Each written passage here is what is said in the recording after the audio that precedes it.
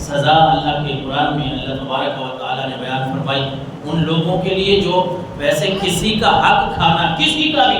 حق رکھ لینا، کھا لینا بہت بڑا گناہ ہے۔ ظاہر ہے آپ کسی کی، اللہ نے آپ کو اپنی چیزیں دی ہیں، ضروری نہیں ہے کہ آپ مالدار ہیں، آپ غریب ہیں، جتنا ہے آپ کے پاس وہ اللہ کا دیا ہوا ہے،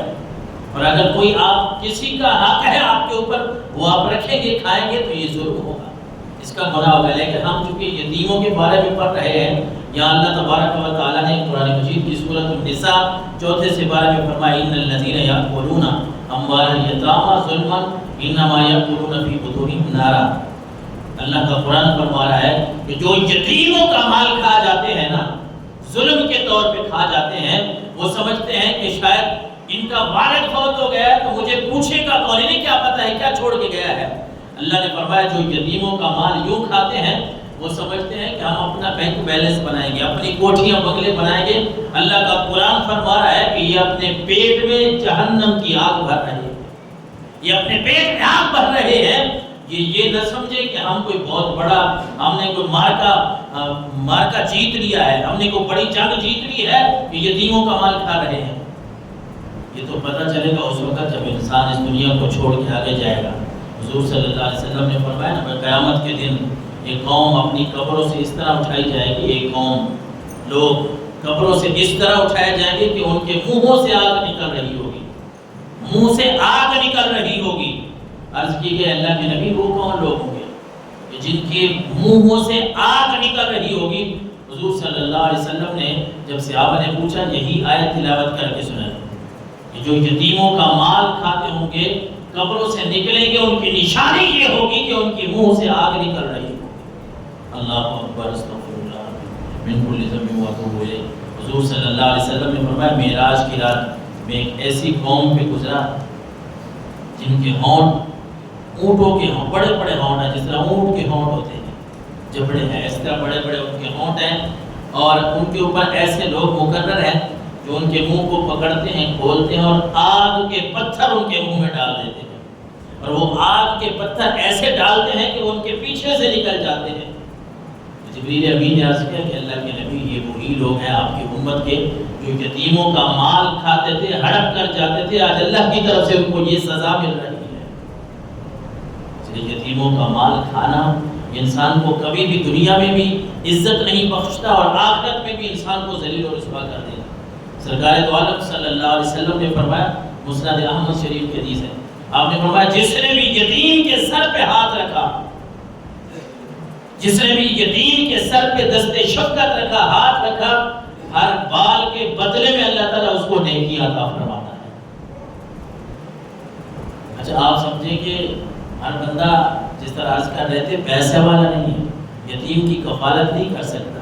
یتیموں کے ساتھ حسن سلوک تو کریں۔ کوئی یتیم مل گیا تو اس کو اس کے سر پہ آپ شفقت کا ہاتھ رکھ دیں، جتنے بال آپ کے ہاتھ کے نیچے آ رہے ہیں اللہ کے نبی فرما رہے اتنی نیکی ہے تو میرا عطا فرما رہا۔ بلکہ ایک دفعہ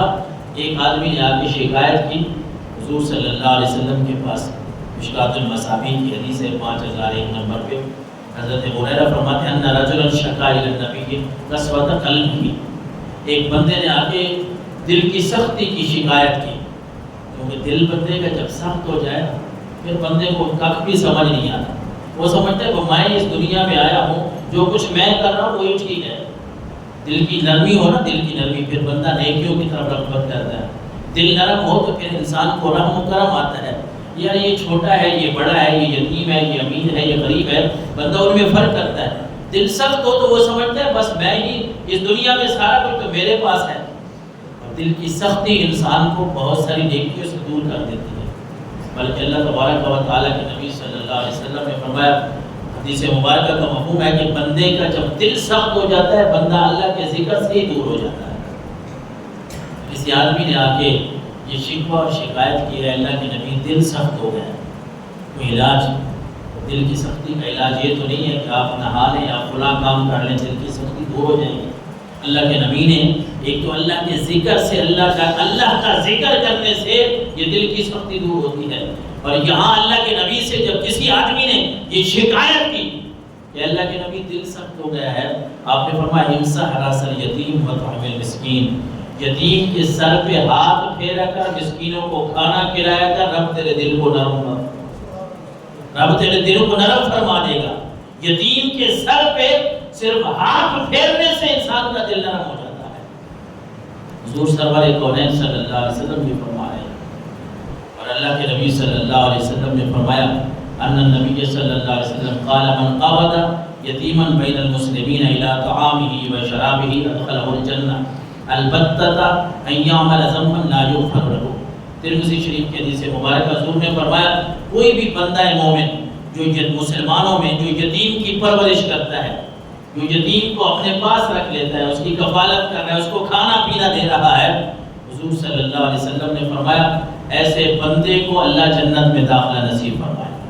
لیکن شرط یہ ہے کہ اس نے کوئی بڑا گناہ نہ کیا ہو،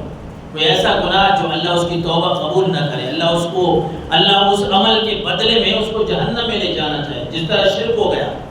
ان شرک لظلم عظیم، شرک ایک ایسا گناہ ہے کہ اس کی کوئی اللہ تبارک و تعالیٰ کے ہاں معافی نہیں ہے. اس لیے اللہ کے نبی صلی اللہ علیہ وسلم نے فرمایا بندہ اگر کسی بڑے گناہ میں ملوث نہ ہو، یتیم کی پرورش کرنے کی وجہ سے اللہ اس بندے کو جنت میں داخلہ نصیب فرماتا ہے. اور اللہ کے نبی